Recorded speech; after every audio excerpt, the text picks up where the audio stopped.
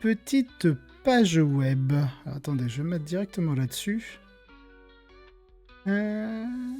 Tout. Où est-ce qu'elle est? Qui Impérial Agent.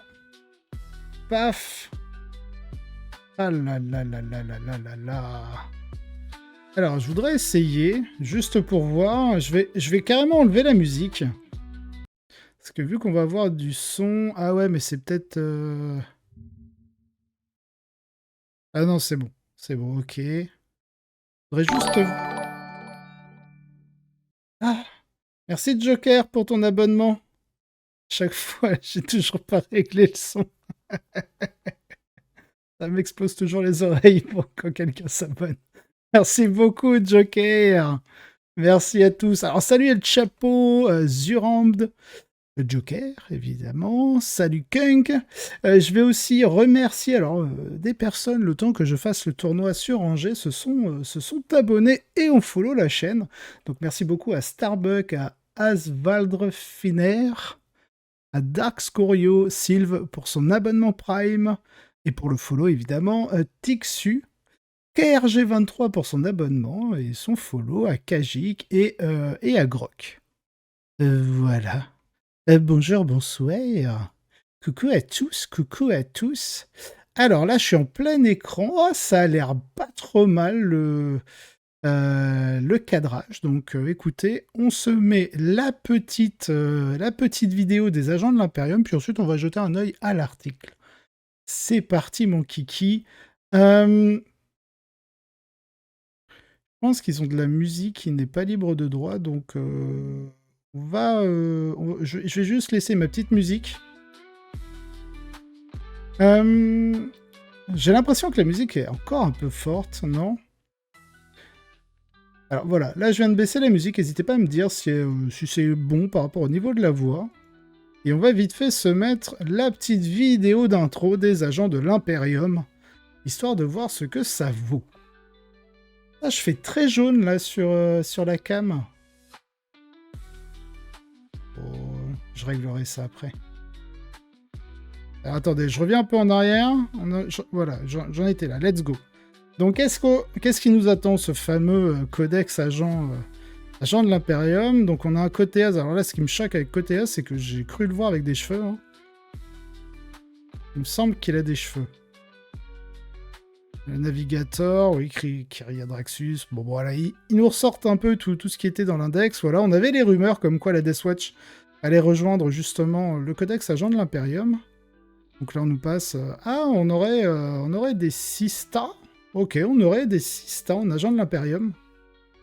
Donc en fait, tout ça, ça voudrait dire que potentiellement, on pourrait l'avoir en allié dans une armée de Space Marine. Ouais, il a bien des cheveux, côté Az. Ok, eh bien écoutez, hein. Eh bien écoutez. Pourquoi pas? Allez, qu'est-ce qu'ils nous disent? Avec mon petit dipel. Tandis que des milliards de gardes et de Space Marines mènent les guerres de l'Imperium sur le front, une présence puissante mais mystérieuse le protège de l'intérieur. Peu de citoyens loyaux admettraient avoir entendu parler de l'Inquisition, et encore moins avoir vu ces agents en action. Mais ceux qui l'ont fait savent qu'ils doivent craindre leurs mains invisibles, car ils ont la capacité et surtout la volonté de détruire des planètes entières au nom de l'Empereur. Elle est cool le traducteur. T'as bronzé grâce au soleil d'Angers peut-être, clairement. Attendez, je vais voir là, c'est peut-être mes filtres qui... Chrominance... Luminosité, non. Non, c'était même bien avant, CTRL Z. Voilà. Gamma peut-être? Non plus. Non, mais je sais pas. Ah, mais attendez. On va savoir pourquoi.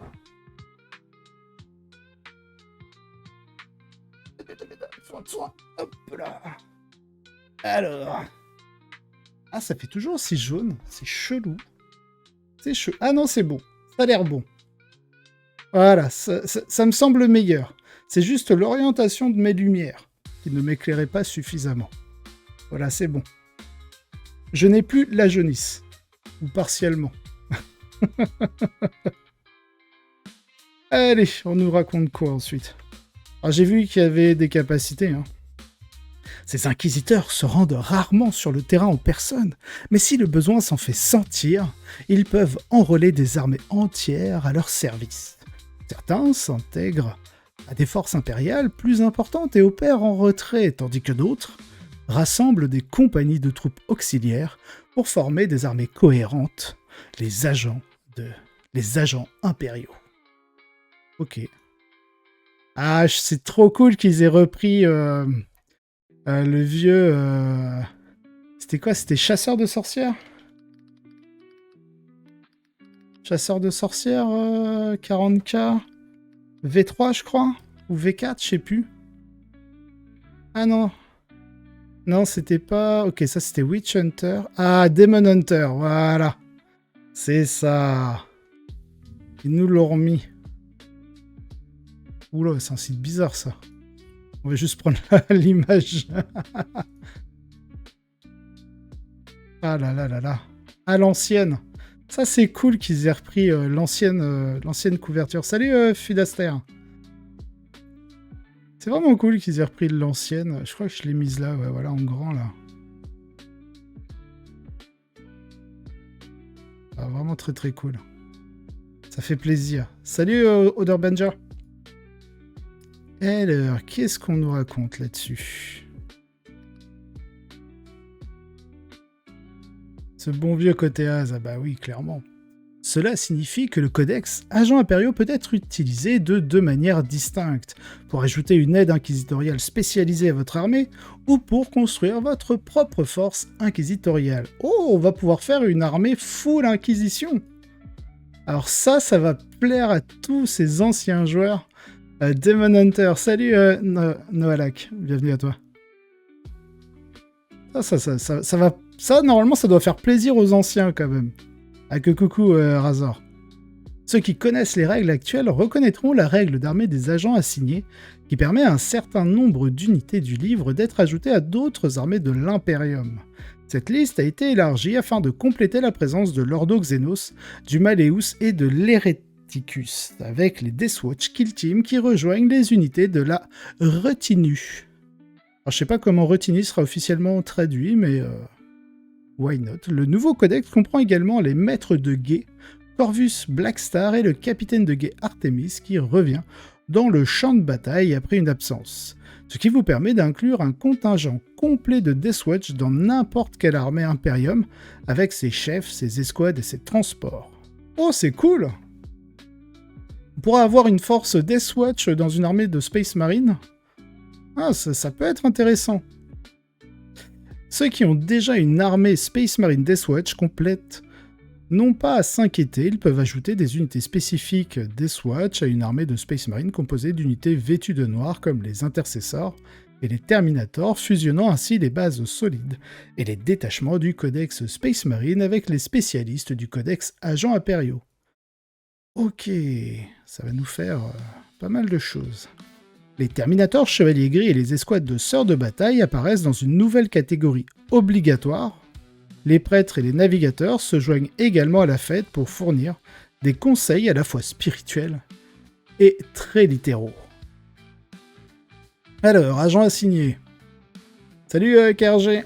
Rotini, c'est suite. Ok, merci Order. Salut Corex. Ça va refaire des soupes presque.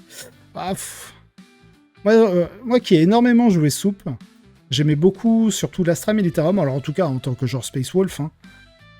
J'ai jamais joué Deathwatch. J'ai joué un petit peu Sista, mais en gros, j'ai joué que Célestine. À l'époque, on pouvait avoir...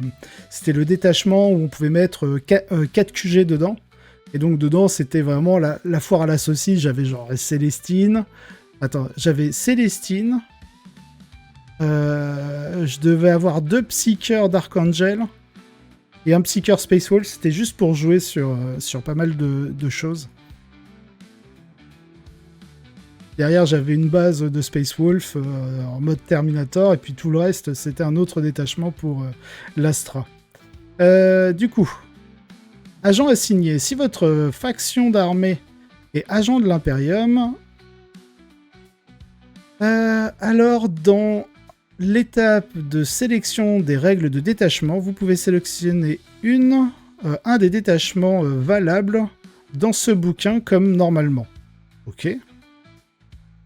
Techniquement, on peut déjà faire une armée full agent. Oui, mais concrètement, ça sert à rien. Je crois qu'il y en a un qui a gagné un tournoi. Bon, c'était un petit tournoi d'une 30aine de personnes.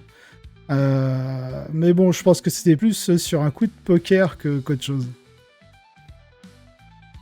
Donc si votre armée de faction est agent de l'Imperium, mais que chaque modèle de votre armée a le mot-clé Imperium, vous pouvez inclure des unités agents de l'Imperium dans votre armée. Même si le mot-clé de faction que vous sélectionnez... Ok. Dans ce cas, le nombre maximum d'unités agents de l'Imperium que vous pouvez inclure dans votre armée dépend de la taille, en gros, du format de bataille que vous jouez. Donc en Strike Force, on pourrait avoir 2 unités de suite, 2 unités personnages et une seule unité de réquisition. Ah, d'accord, maintenant il y a 3 types d'unités. Salut Tiflo. On est d'accord que si tu fais un full armée agent Imperium, ils n'ont pas d'autres règles d'armée. Alors, à l'heure actuelle, en index, oui, je confirme. Dans le codex, j'en sais rien. Parce que là, on est sur des news que je commence à peine de lire. Ce qu'on sait pour le moment, non. Ouais. Allez. Si vous souhaitez au contraire aligner une armée entière d'agents impériaux, le codex propose 4 nouveaux détachements qui ajoutent leurs propres règles de détachement. Stratagèmes et améliorations au mélange, vous permettant de soutenir une force inquisitoriale complète sans aucune limitation sur le nombre d'unités que vous pouvez prendre. 3 de ces détachements ont pour thème les principaux ordos inquisitoriaux, tandis que le 4e représente les forces bénéficiant d'un soutien important de la marine impériale. Merci beaucoup Fantomas pour le follow et bienvenue à toi. Installe-toi bien et on découvre tout ça ensemble. Le détachement de la flotte Imperialis peut faire appel à une grande variété d'options de soutien pour se redéployer, éviter les dommages et combattre au corps à corps. C'est un excellent moyen d'expérimenter tout le spectre d'une armée agent impériaux, car il y a relativement peu de restrictions sur les personnes pouvant être ciblées par ces stratagèmes. Ainsi, les assassins peuvent combattre aux côtés des marchands clandestins, des inquisiteurs et d'autres encore, tandis que les briseurs de Marines, alors ça doit être... c'est l'unité, je crois que c'est les Breachers. Je crois que c'est les Breachers de la marine impériale. Je crois que c'est ça le nom. C'est ceux qui ressemblent à des Voicemen at Arms, mais en mode H, je crois. Et les Arbites se concentrent sur les objectifs critiques à sécuriser à tout prix. Voilà les sapeurs de la marine impériale. Merci, Order Banja.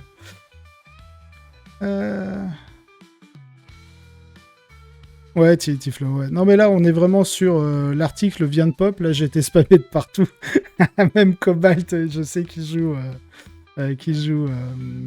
enfin, à la base, il jouait Demon Hunter, du coup, avec des chevaliers gris, des inquisiteurs, donc il a tout ça pour jouer à Jean Perriot, en fait. Donc clairement, il m'a spammé. Ah, regarde, trop bien.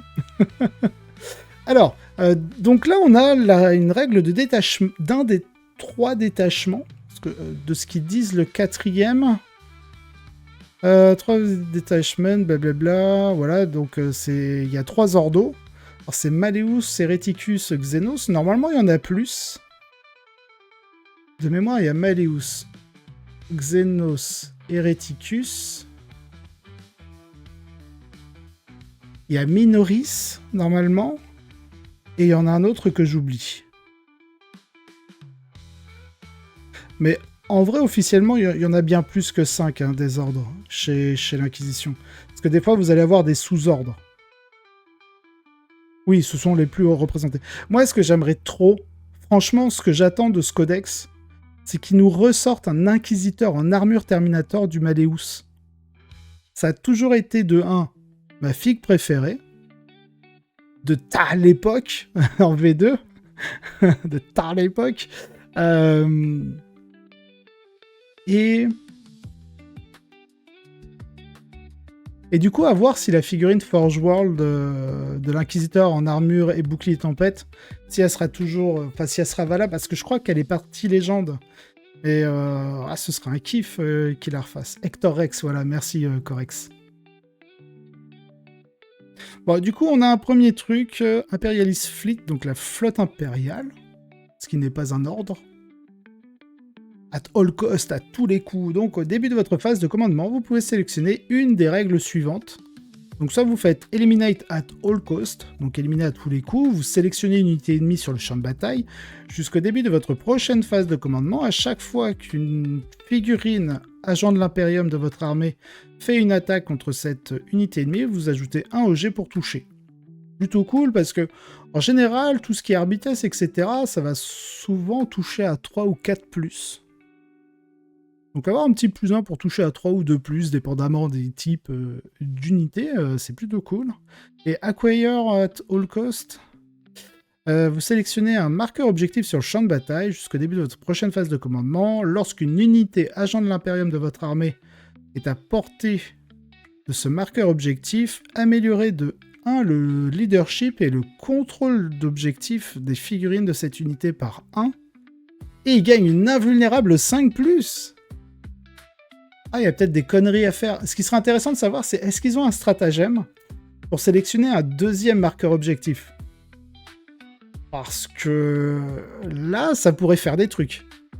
Parce qu'on a des unités Arbites dans l'index, vous ajoutez un médic qui gagne une insensible à 5+, bah on peut très bien imaginer des gars qui sont déjà au C2 de base, je crois, hein, ils sont au C2.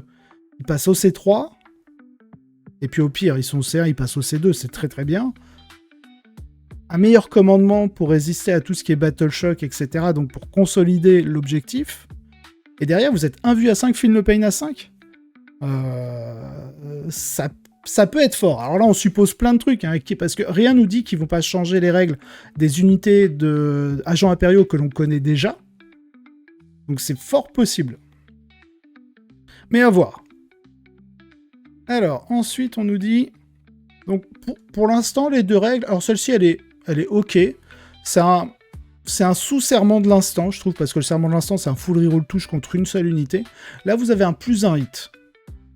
Alors, des fois, le plus 1 hit, quand vous avez des armées qui n'ont pas beaucoup de relance de touche, le plus 1 hit, c'est juste trop fort. Parce que clairement, des fois, ça vaut mieux que certaines relances. Alors après, si vous avez des touches soutenues ou des touches fatales, bah, vous préférez avoir une relance que de toucher à 2+, des fois. Mais... et puis le deuxième est pas mal, hein, parce que quand vous devez, quand vous avez des objectifs qui vous demandent, bah, par exemple, d'aller au milieu du champ de bataille pour faire une action, bah, en fait, vous avez besoin des fois de contrôler les objectifs et vous voulez pas forcément charger l'adversaire. Bah, en gros, vous sélectionnez l'objectif, vous vous mettez dessus, vous cherchez pas à charger. Parce que si vous chargez, bah, potentiellement, vous pouvez vous choper des interventions héroïques, etc. adverses. Là, vous vous mettez juste autour de l'objet, même si l'adversaire est dessus. Si vous avez plus d'OC, vous le contrôlez, vous lancez l'action, et GG. Et derrière, bah, vous avez plus d'OC que lui, donc il marquera pas son primaire dessus. Et vous êtes un vue à 5, et comme je vous disais, bah, potentiellement, suivant les unités, feel no pain à 5. Insensible à la douleur. C'est intéressant. Donc moi, je serais très curieux s'il n'y aurait pas un stratagème qui permettrait, dans le cas où vous prenez Eliminate, de pouvoir sélectionner une deuxième escouade, ou si vous avez pris Acquire, de choisir un deuxième objectif.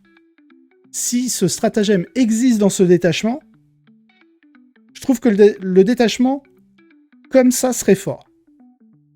Maintenant, puisqu'on n'en sait rien, on verra bien. Alors, qu'est-ce qu'il nous raconte sur l'Inquisition? Ouais, un stratagème de FEP à 3 pouces, ça pourrait être vraiment sympa.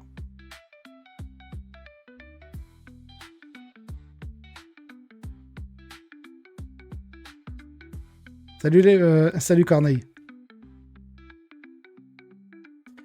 Alors, les inquisiteurs eux-mêmes sont des chefs polyvalents qui peuvent soutenir un large éventail de types d'unités.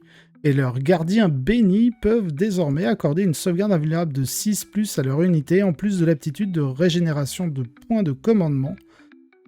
Puissance de la rosette. Alors, du coup, on va voir. Je crois que c'est ça ce qu'ils nous mettent.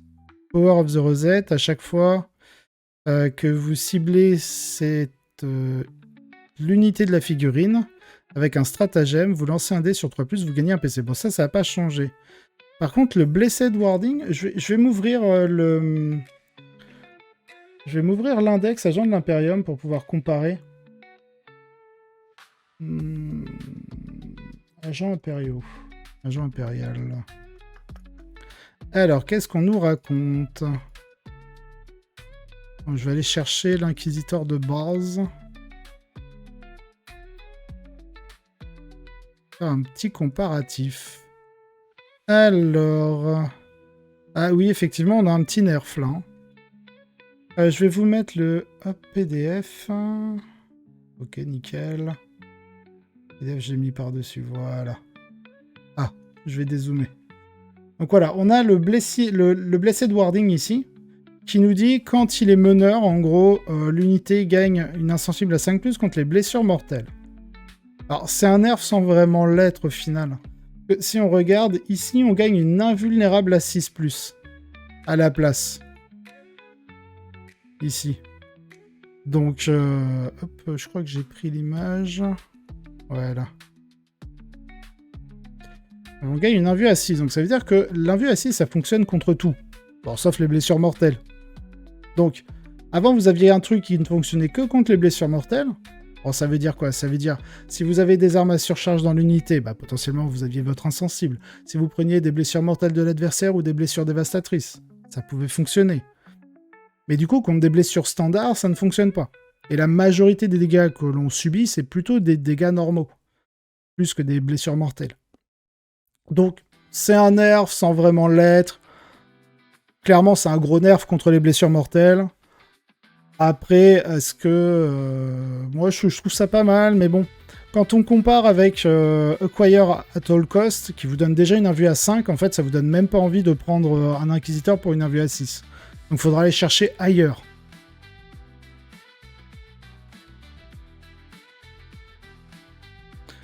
Plus invue avec l'inquisition. Oui, mais ça, c'est... UI, ça dépend de l'unité. Donc ça, c'est... Tu parles de l'unité... les hommes de main de l'Inquisition. Là, il faudra voir est-ce qu'ils auront changé les règles ou pas. Parce que si là, ils ont changé cette règle, il y a des chances que, justement, l'unité d'homme main de l'Inquisition va se voir modifier certaines choses. Tu vois, c'est là-dessus aussi que j'essaie de spéculer. Donc, à voir.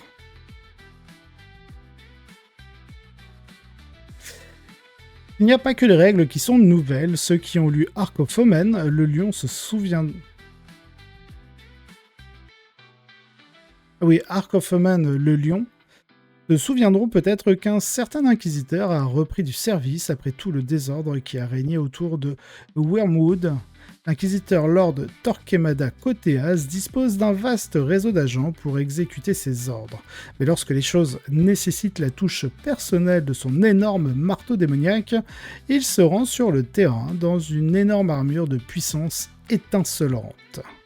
Et donc là, normalement j'ai pris... Hop, voilà, donc là on a l'ancienne figurine. On peut voir qu'il n'a pas un pet de cheveux sur le crâne. Et paf, ils nous mettent,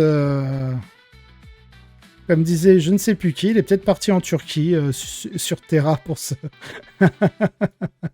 pour se faire rajouter des veuches.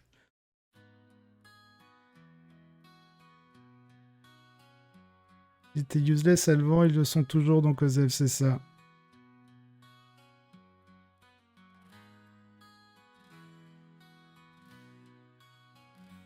Et l'armure, ouais, je suis assez d'accord, elle est pas terrible. Je la trouve vraiment... Enfin, ce que j'aime pas, c'est au niveau des jambes. Ça fait vraiment grossier. Autant, allez, autant le haut, je suis pas choqué.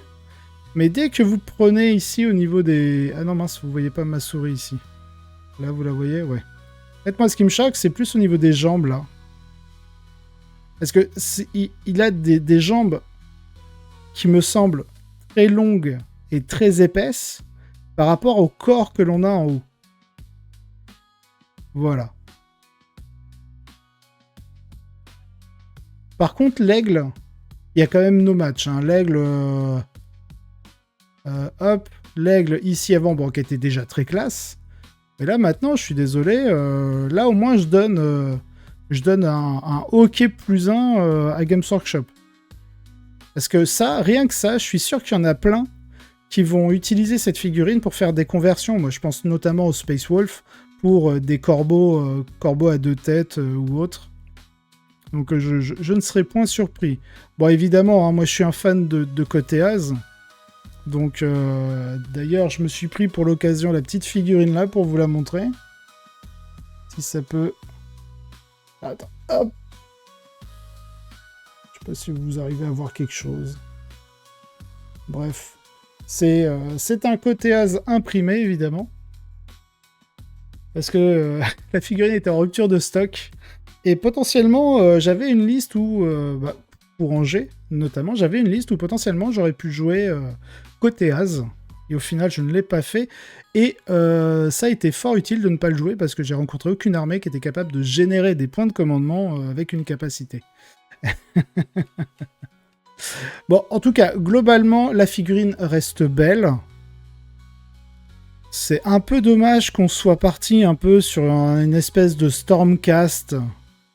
J'ai l'impression qu'ils veulent un peu naviguer sur les nouvelles figurines Stormcast qui ont l'air d'avoir un certain succès en ce moment. En tout cas, du peu d'écho que j'ai. Voilà, je suis pas du tout un joueur AOS, je m'y intéresse pas forcément. Moi, je surveille, c'est Old World pour savoir si Mordheim va sortir. AOS, c'est pas que je m'en fous, mais ça ne m'intéresse pas. Même s'ils ont de superbes figurines. Mais là, ouais, je sais pas. En fait, j'ai un vrai problème, moi, c'est avec les jambes. Par rapport au corps. Faudrait que je demande à Gyrios ce qu'il en pense. Ouais.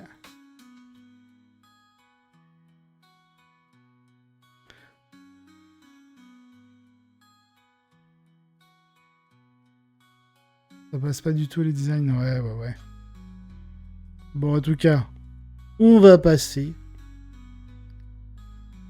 À ses côtés, 3 nouvelles boîtes de Battle Force vous permettront de démarrer avec un large éventail d'unités adaptées à l'Ordo Xenos, l'Ordo Malleus et l'Ordo Hereticus. Ce sont d'excellents moyens de commencer avec l'un des détachements thématiques du Codex Agents Impériaux, et Coteas lui-même est disponible en premier dans la boîte de l'Ordo Malleus. Donc très bien, pour l'instant, le seul moyen de choper Coteas, ce sera la boîte Ordo Malleus, et sinon caput. Alors, l'Ordo Xenos... On a un Black Star, on a Artemis, on dirait. C'est Artemis ou c'est un sergent, ça? 1, 2, 3, 4... Non, ça doit être un sergent. Mais non, mais Artemis, il est pas du tout comme ça. Non, c'est un sergent.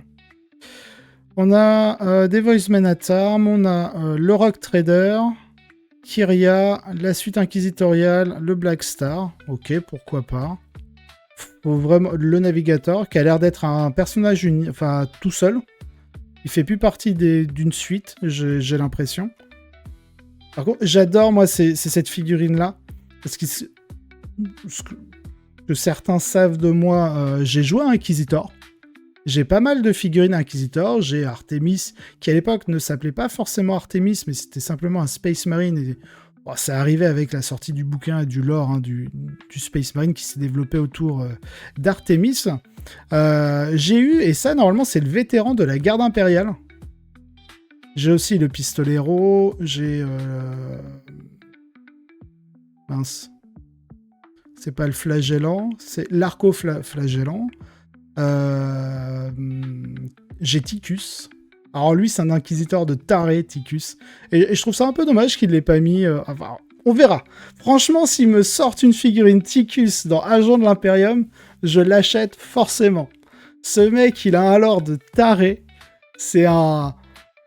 C'est genre, il te fait passer une épreuve, scientifiquement parlant, c'est-à-dire en étant vraiment factuel.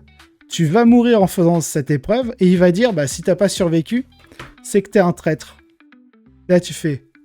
Bro. Bro. Ah là là là là là là là là. Ensuite, Lordo Malleus. Alors, Lordo Malleus, c'est mon préféré. Ça a toujours été mon préféré. C'est toujours celui-là que j'ai joué. Parce que, bah, comme je vous ai dit, moi, je jouais l'Inquisiteur en armure Terminator. Je l'ai joué en V8. Je crois que c'est la dernière fois où j'ai pu le jouer, c'était en V8. Je crois qu'en V9, il avait disparu. En tout cas, on a un QLX... Ah, j'ai pas fait gaffe si on avait un assassin dans l'autre. Ah, ça, c'est peut-être dommage. Est-ce que dans la troisième, ils ont un assassin?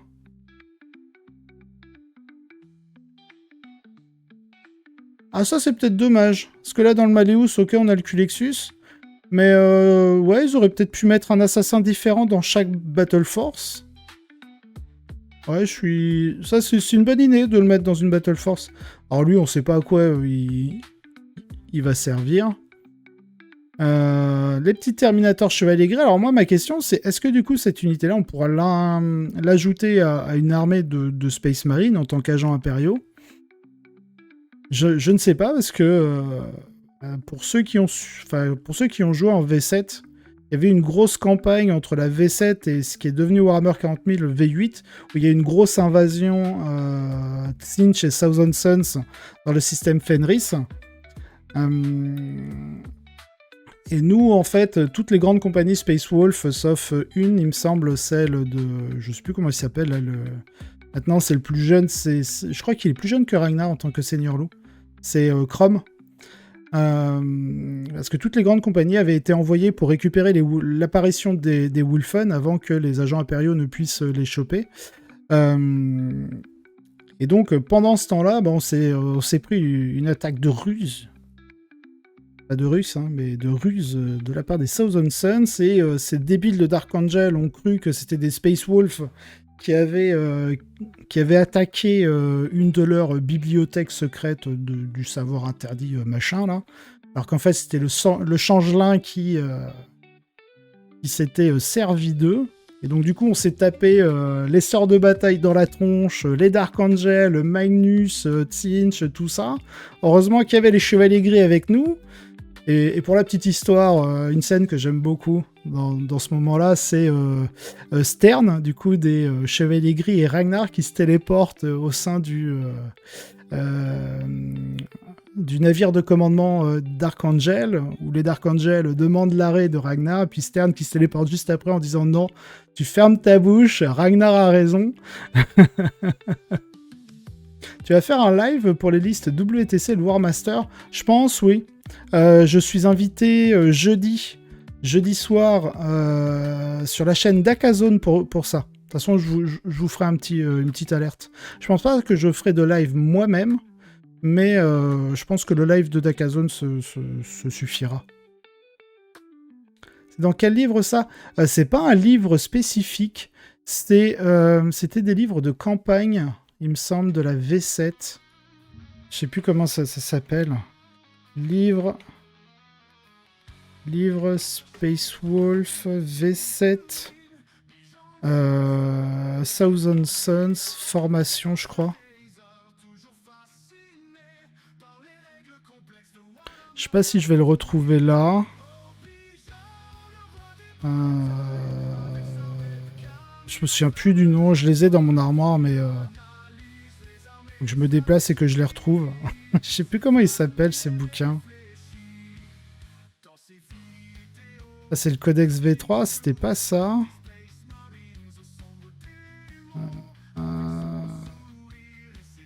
Si je tape livre, campagne, Space Wolf, Thousand Suns V7 peut-être. En fait, c'est un bouquin où dedans tu as l'historique et après tu as une partie règles avec des détachements spécifiques que tu pouvais jouer à l'époque.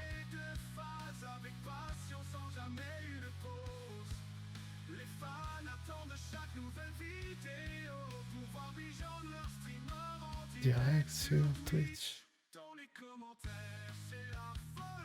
Je sais plus, là je retrouve plus.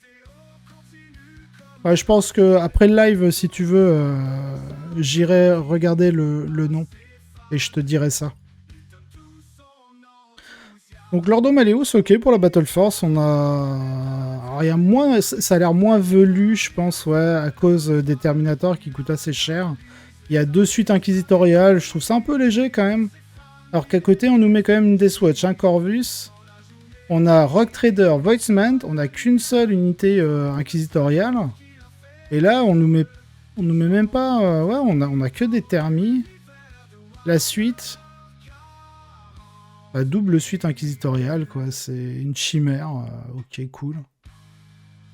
Et la dernière, donc on a de la Sista. Celle-ci, elle est pas mal, je trouve. L'Hereticus, il y a vraiment un peu de tout. Quelqu'un qui sait pas trop sur quoi se lancer comme armée impériale, bah t'as un peu de Sista. En gros, ouais, bon, si t'es un gros fan, tu prends les 3 Battle Force, comme ça tu touches au moins 3 armées. Donc les agents, les sœurs de bataille, les chevaliers gris. Après, tu vois ce qui te plaît. Ouais, ok, pourquoi pas.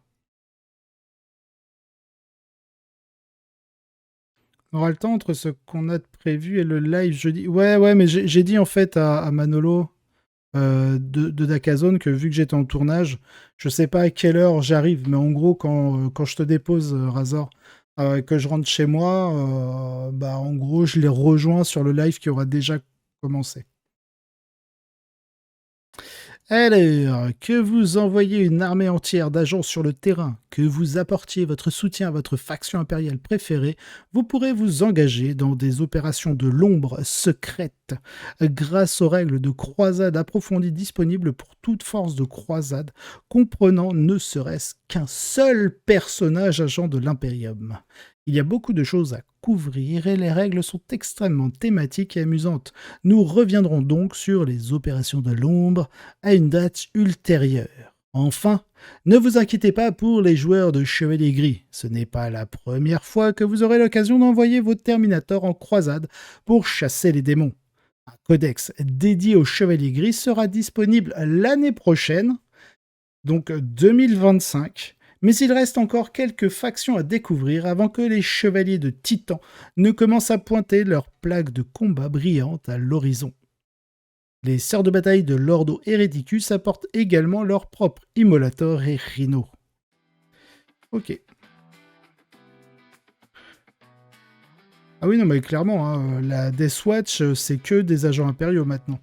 Si vous avez apprécié cet épisode, n'hésitez pas à liker, vous abonner et laisser un commentaire. Cela aide énormément au développement de la chaîne, et je remercie tous ceux qui le font. Si vous voulez avoir les épisodes en avance et sans publicité, vous retrouverez en description le lien directement vers ma page Tipeee, ainsi que d'autres contreparties. De plus, vous aurez un lien d'affiliation du partenaire de la chaîne, My Hobby Place, si vous souhaitez passer commande. Allez, sur ce, je vous souhaite un excellent wargame.